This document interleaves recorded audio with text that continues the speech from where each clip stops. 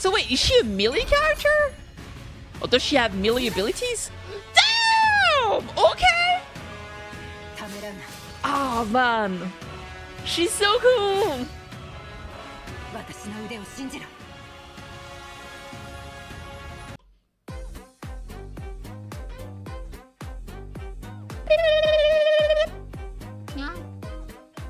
Subscribe, please!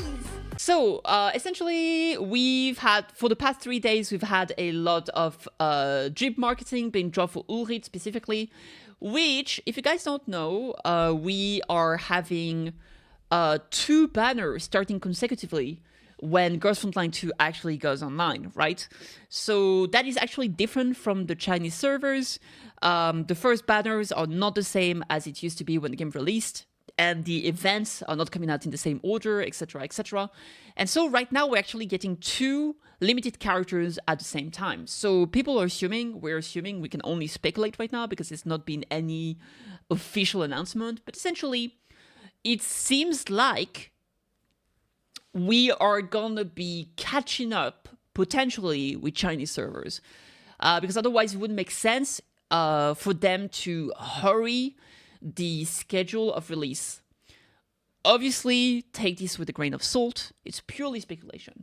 That said, we do have a lot of information for Ullrid, including her PV, her kits, her drip marketing of various, some cool information regarding the character, as well as the banner that she's gonna be on. So let's first look at the PV. I'm gonna say, unfortunately, that's the big disclaimer here. Ullrid seems to be not a very good character, which is really too bad. I know here it's bad quality, but essentially she looks very, very cool. I like the character design, but it seems that she's not really meta. Now, let it be known, while the game does have some challenge, you don't absolutely need to play meta. Waifu is always going to trump over, meta characters. So if you really like her, definitely pull for her. Waifu over meta, exactly. So let's have a look at her PV. Get who you want. Yeah. But it's just like, some people do want to know who's the best pick, right?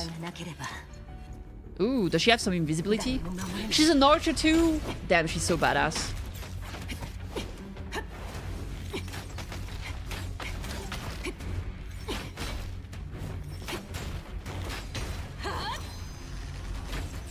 Jesus! Man, her design is so cool. Warning shot.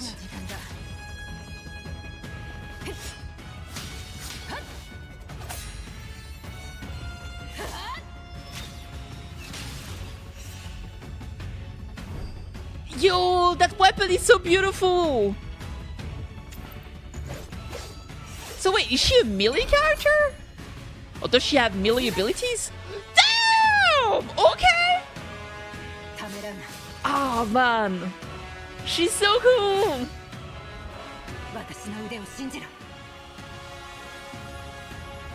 She boasts melee and bow.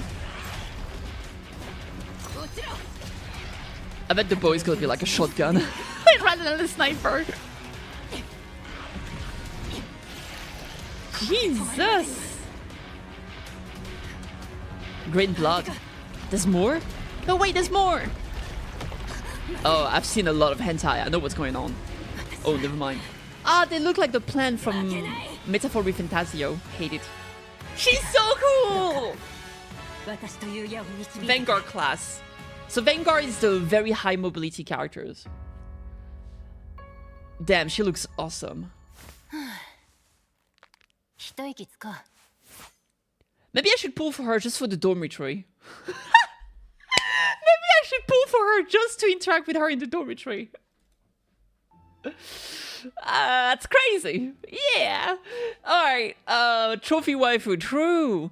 Alright, let's see. So here we have a bit more information regarding her. So first and foremost, Ullrid reporting for duty. This is great. All these bubble wraps. Pop, pop. Commander, would you like some? Will make you feel relaxed in an instant. Vanguard doll, Ullrid keywords. The heart of the doll community, steady and dependable. For the sake of the doll, stress relief gadget collector, always leading the charge with bold action. And we can see her in all of her glory here. So first and foremost, she's from the same faction as Suomi, which is the other character on banner, right? So we're gonna get a banner with Suomi and then a banner with Ullrid, and it's both from the same faction. So here we can see the heart of the doll community. Let me open it up here so you can maybe read along with me if you want to. Driven by concern for the survival of dolls in the contamination zones, Ullrid gradually built a doll community alongside Litara. Here, free from human hostility toward dolls, a sense of freedom for dolls is emerging, nurtured by the mutual support within the community. That is awesome. Remember before I mentioned the fact that I didn't know exactly what the doll community was because it didn't really say anything about that with Suomi. But here we have confirmation. I was speculating that it's probably like a lot of dolls decide to group up together and stay together and form a community. It's literally that. She's the one that actually did that. Thank you so much for the subscription. I really appreciate KittyKathee. So there she is. She is one of the leaders that actually built the doll community in which Suomi does thrive, right?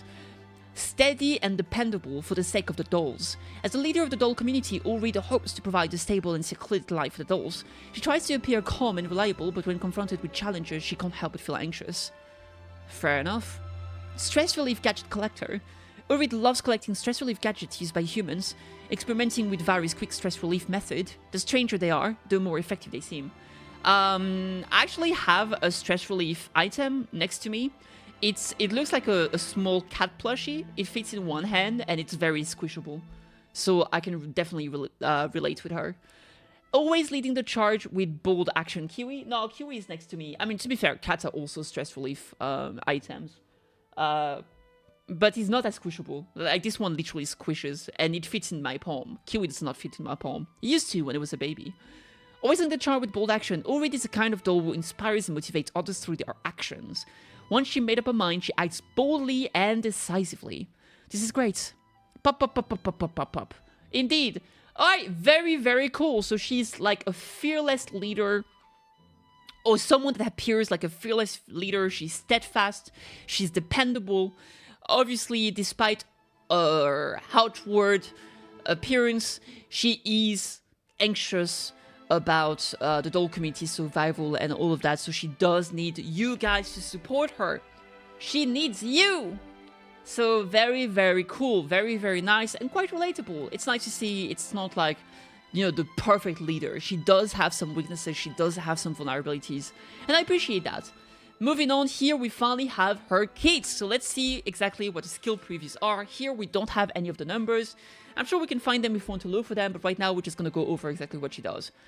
A way to relax, you've come to the right person. I recommend the Soul Extractor. It's a great stress relief tool. The Soul Extractor. I'm sure like this sounds terrible, it's probably one of the things. Have you ever seen like the head massage thingy? That's like, it's just like, it looks like a spider and you put it on your head and you press on your head and then you pull it off of your head. How? Wait. Head massage? Metal tool? Yeah, this is what I mean. Like you put this on your head and then you pull and it kind of massages your head. Like I could see this being called a soul extractor. So I'm sure she's like, oh, it's a soul extractor tool. But it's literally just a metal thing like this. But I mean, it does feel like your soul is literally being extracted, so you know. It has to be that. I refuse to believe otherwise. Anyway, let's see what she actually does here. So, a doll with great ambition, she draws friends to her side with a bold nature and strong decisiveness. However, she occasionally longs for a quiet corner to unload a burden and rest. Fair enough. Body model, SSD62G, imprint model, Pluma Edge. Let's see. I assume this is a sword, Pluma Edge. Maybe it's not a real weapon in real life. Affiliation, doll community, SSD62G. Is that something? SSD62G. Is that a gun? No, we just get result of her. So, anywho, let's see. Warning shot, basic attack, targeted, physical damage. Hunter's sight, active, targeted, melee debuff. Deal melee physical damage and gain additional movement. The target is not killed, applies mark of prey to the target. Okay, interesting. So here we finally see some characters. I was talking about movement last time. I was talking about how you can only move once per turn, but there's going to be some abilities that allow you to have extra movement. So maybe Once you finish your attack, you get like 4 more steps of movement. So she can like this really hit and run ability with her here, right? Then if you don't kill your enemies, you apply Mark of the Prey. I assume Mark of Prey is going to be something like a defense shred or something like that, or additional damage to the target being hit. Maybe this allows to allow your teammate to deal more damage to finish off that target, for example. I could definitely see that. Like, she goes in, she marks someone, the target's going to take more damage from allies, so she's going to be the first one you want to move, right? Blade Whirlwind. Active targeted melee. Deal physical melee damage, gains Whirlwind after attacking. Gains Whirlwind. I wonder what that is. August is... Whirlwind to me always sounds like something like a big AoE, right? So who knows? Hidden Pursuit, ultimate target. We saw that in the PV. She was like, she targeted a place and then she did like a quick slash teleporting herself. Melee physical damage to the enemy target with the highest HP within 1 tile. Consumes all stack of Hunter's Talent to increase damage dealt by this attack. If there are 2 stacks of Hunter's Talent or more, gains Camouflage. So I assume she becomes invisible afterward. Very interesting. Optimal Camouflage. Passive. Gains Hunter's Talent and Confectance Index after doing active attacks. Confectance Index is ultimate.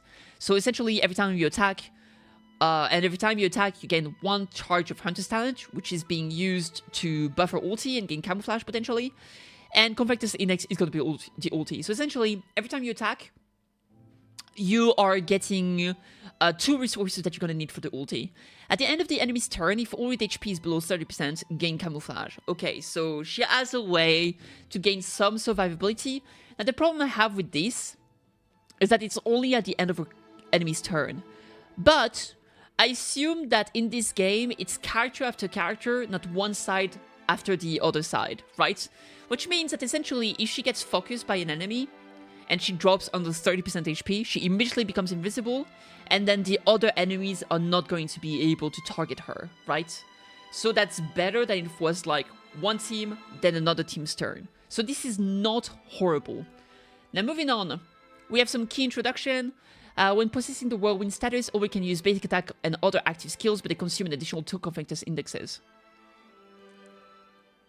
Okay, so she gets essentially some extra attacks, and she essentially gains the ability to do another action, essentially. But they're gonna cost some ulti points.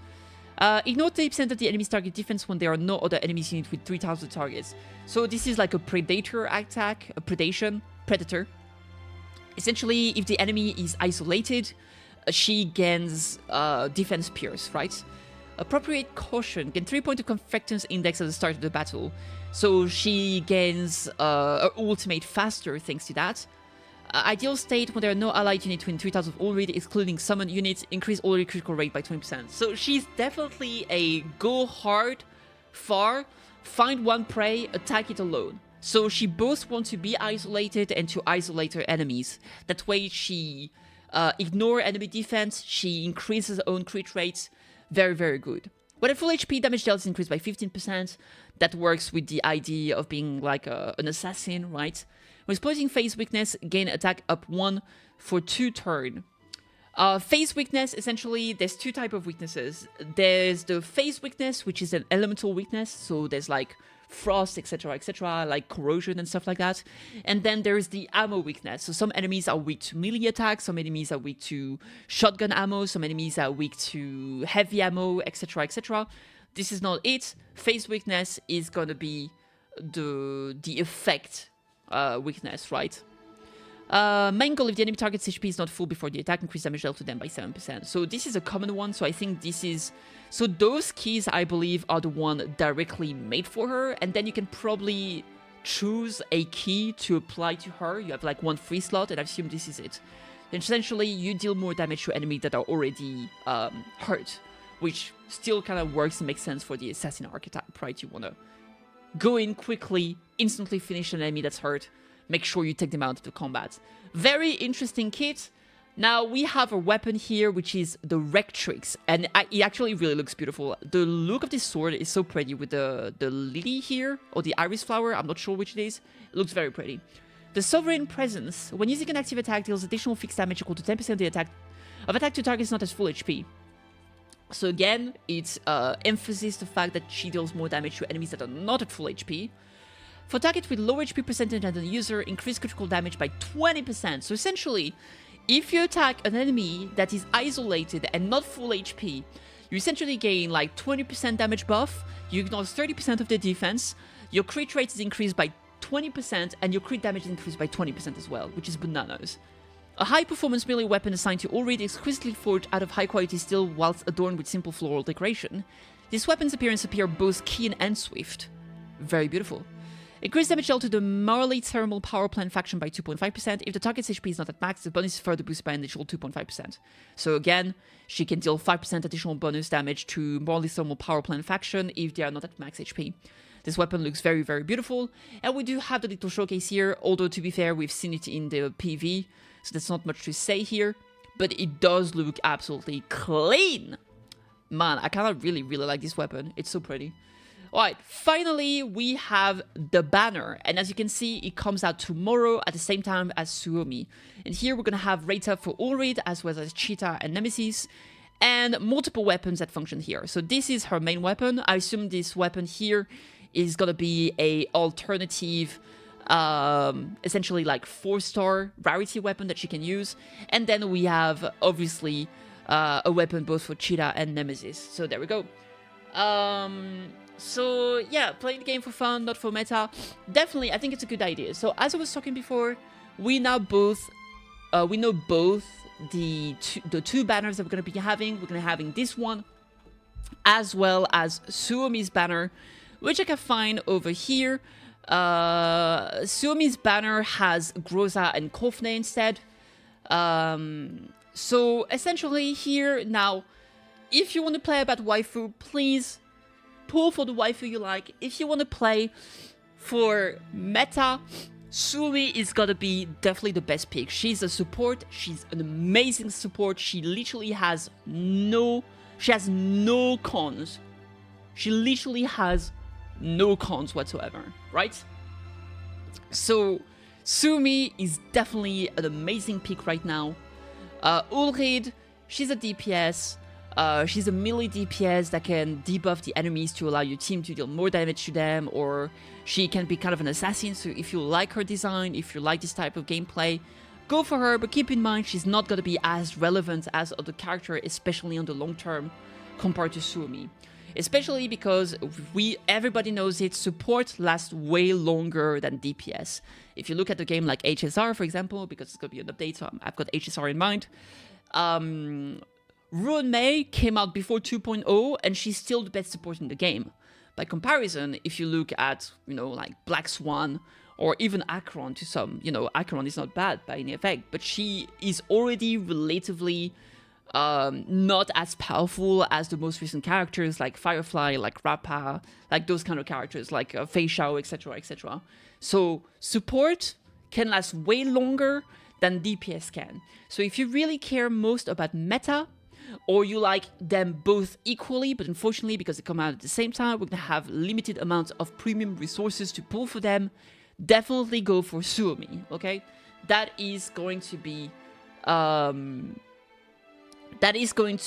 my recommendation in this situation.